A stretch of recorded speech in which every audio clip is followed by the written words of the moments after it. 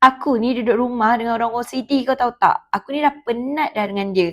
Semua benda lah dia rasa macam nak kena perfect. So today we have a story yang tajuk dia, aku confused aku duduk dengan siamang ataupun orang. So the story goes like this. So the main character, we will call her as Nina. So Nina dia duduk dengan lagi dua orang housemate, which is Sarah and also Maya. Sarah is okay. She's not perfect, but she cleans up after herself, which is considerate lah. The problem here is Maya. So mula-mula masa baru pindah, Maya is very pretty and she looks normal. Dia friendly, dia banyak cakap, dia suka gelak, and dia cakap dekat I ni simple je. As long as rumah selesa, I okay. But little do I know, selesa dia lain macam lah Minggu pertama, I perasan dia suka tinggalkan pinggan dalam sinki. I fikir okay lah, mungkin dia busy. Tapi dia tinggalkan tu bukan satu hari je. Dia tinggalkan tu kadang-kadang sampai 2-3 hari. And mind you, ada nasi keras kat dalam pinggan, ada kuah kering, ada sudu melekat dalam mangkuk. I pernah basuhkan, pahitnya you.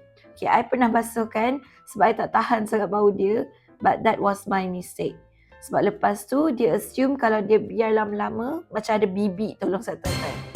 I pernah perhati kalau tong sampah dapur dah penuh sampai plastik tu macam nak pecah.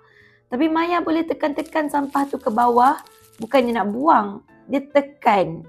I pernah je cakap baik-baik dengan dia. Maya, kalau sampah tu dah penuh, boleh tak tolong buang sebab bau dah naik? Dia boleh jawab, Oh sorry, I tak perasan. macam mana? I tak perasan? Macam mana alasan dia I tak boleh perasan tu kalau kulit ayam tu dah terjulur daripada tu sampah? And then toilet pula. Part ni yang buat I rasa macam nak nangis sangat. Rambut dia banyak gugur and dia selalu tinggalkan rambut tu dekat drain. Bukan sehelai dua. Ni macam hamster hitam yang duduk dekat lubang. Dia macam tu dah. Sabun mandi dia tertumpah kat lantai, dia biar. Ubat gigi dekat dalam sink, dia biar. Kita gosok gigi tu kan macam ada clumps of ubat gigi sikit kan. Dia biar dekat dalam sink. Tisu basah dekat dalam sink, dia biar lepas dia dah make up, remove semua benda tu. So once I masuk toilet, I pernah nampak PAD dekat lantai. I keluar bilik, I berdiri depan pintu toilet macam tengah fikir kehidupan I macam mana kalau duduk dekat dalam bilik ni.